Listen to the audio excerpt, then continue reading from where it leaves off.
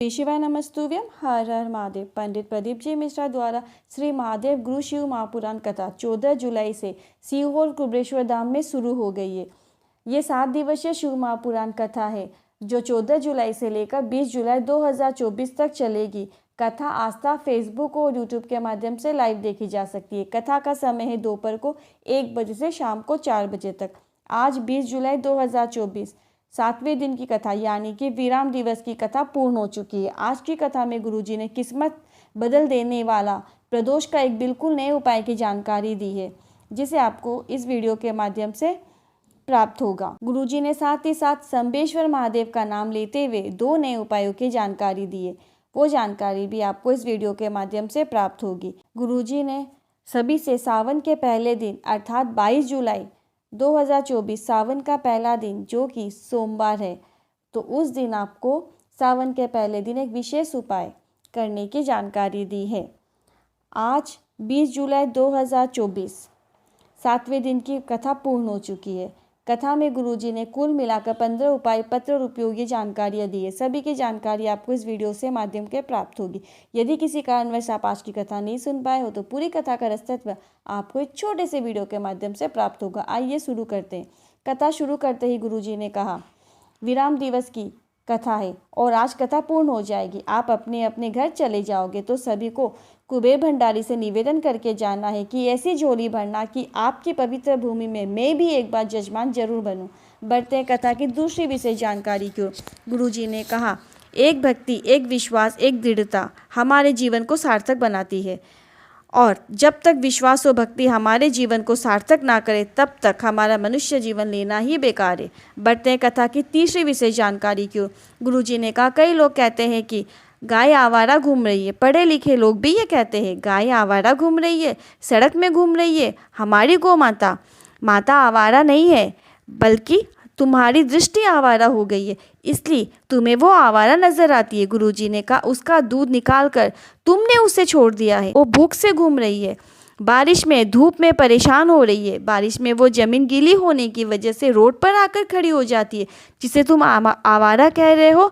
जिस गाय का दूध पीकर आप और हम बल्कि पूरे संसार बड़ा होता है, उसे सम्मान मिलना चाहिए। इसके बाद गुरुजी ने कहा कि हम भारत सरकार से निवेदन करना चाहेंगे कि बच्चों को पाठशाला में गौ माता का एक पाठ अवश्य जोड़ देना चाहिए। बढ़ते कथा की चौथी विशेष जानकारी की ओर। रीना जी हरियाणा से पत्र लेकर आई।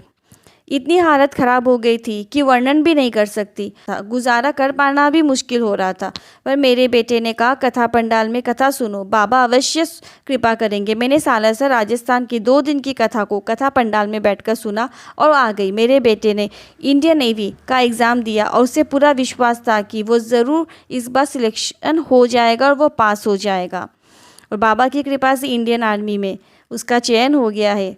इसी का आभार व्यक्त करने के लिए कथा पंडाल में आए हैं। बढ़ते कथा की 5वीं विशेष जानकारी को। कैलाश जी खंडवा से पत्र लेकर आए। मैं इतनी शराब पीता था, मेरा पूरा घर परेशान रहता था, यहाँ तक कि मुझे कोई रिश्तेदार भी अपने घर में नहीं बुलाता। कोई काम धंधा भी नहीं था, नशे में हमेशा मैं चूर रहता, धुत रहता। तभी मेरे परिवार वालों ने मुझे भोपाल की कथा सुनने को कहा। मैंने नशे में हाँ कह दिया। ट्रेन में बैठा और कथा पंडाल में पहुँच गया भोपाल।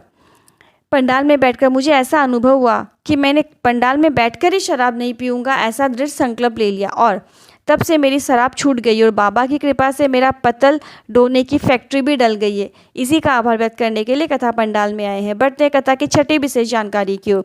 मीनाक्षी जी हरियाणा से पत्र लेकर आई। मेरी बेटी 5 साल से सरकारी नौकरी की तैयारी कर रही थी, पर हमेशा 1-2 नंबर से रह जाती थी। 2023 में आपकी कथा सुनी। बेटी ने कहा कि अब की बार डबल मेहनत करूंगी और बेलपत्र की बीच वाली पत्ती पर शहद लगाकर चूलिंग पर चिपका कर जाऊंगी और बाबा पर भरोसा रख कर जाऊंगी। बाबा की कृपा से मेरी बेटी की दिल्ली पुलिस में एसआई की नौकरी लग गई है।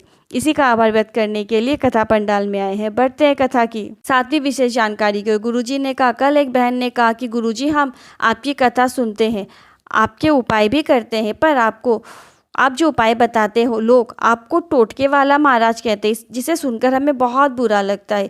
क्या आपको नहीं लगता? गुरुजी ने कहा, जैसे डॉक्टर दवाई लिखता है तो धातु में वैसे ही एक नियम होता है कि कौन सी दवाई आपको सुबह खानी है, कौन सी शाम को खानी है, कौन सी आपको नॉर्मल पानी के साथ खानी है, कौन सी आपको गर्म पानी के साथ खानी है, कौन सी आपको दवाई दूध के साथ लेनी है।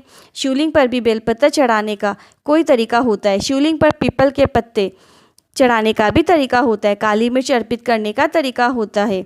धतूरा चढ़ाने का तरीका होता है। चावल का दाना चढ़ाने का तरीका होता है। त्रिपुण लगाने का तरीका होता है। दूबा अर्पित करने का तरीका होता है। ये सब हम शिव महापुराण की कथा बताती है और लोग उसे टोटका बोलते हैं, तो हमें कोई फ़र्क नहीं पड़ता।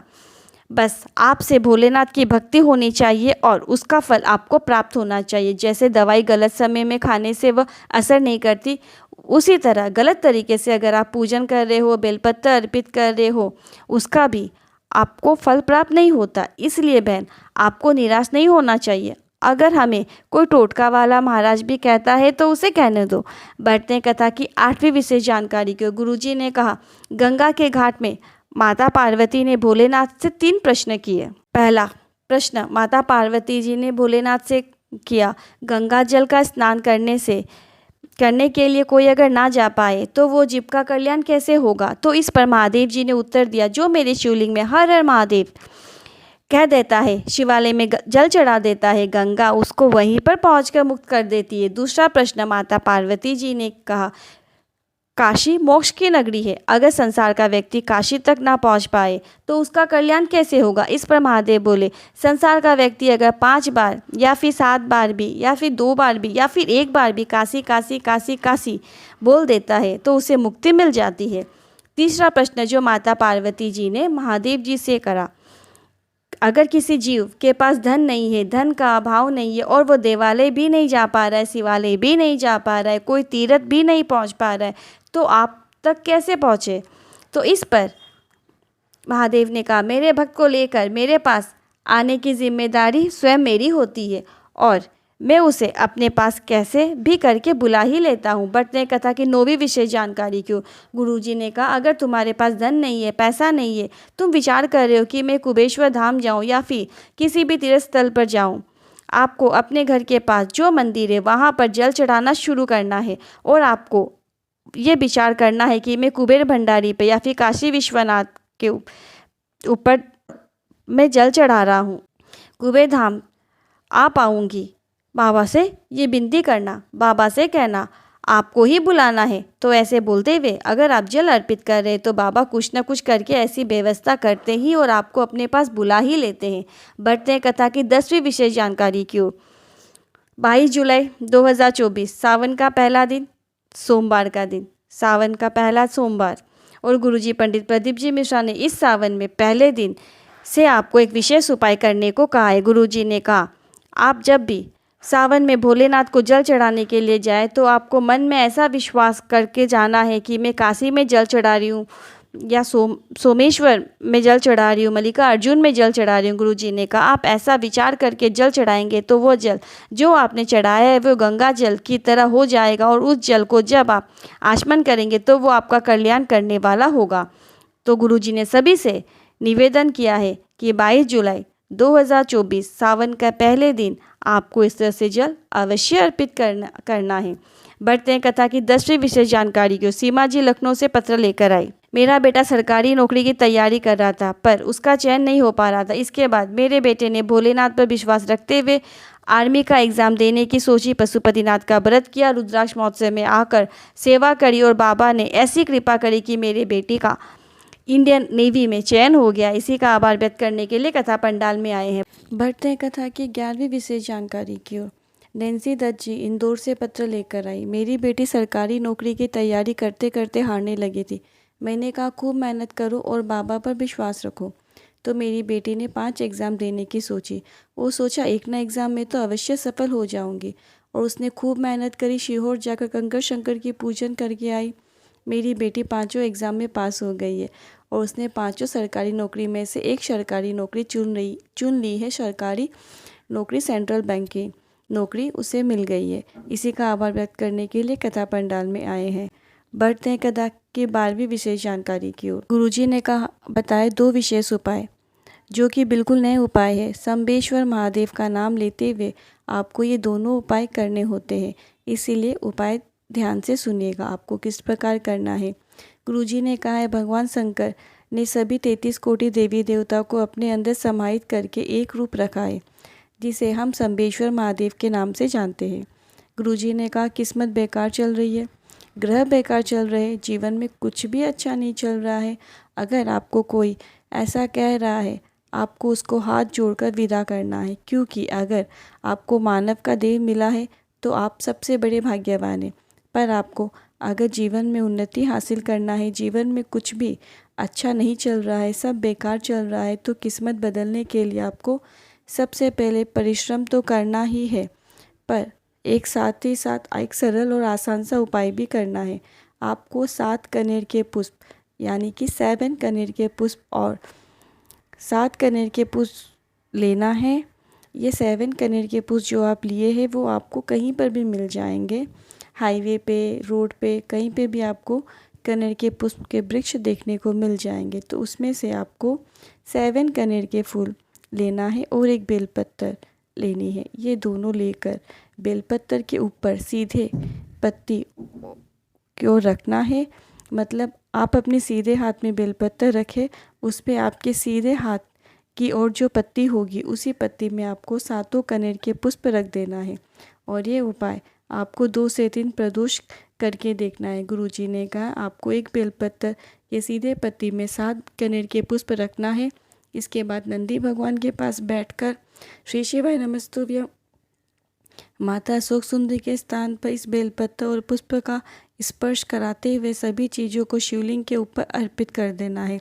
इस प्रकार से अर्पित करें कि बेलपत्र की डंडी का मुख जलाधारी की तरफ होगा।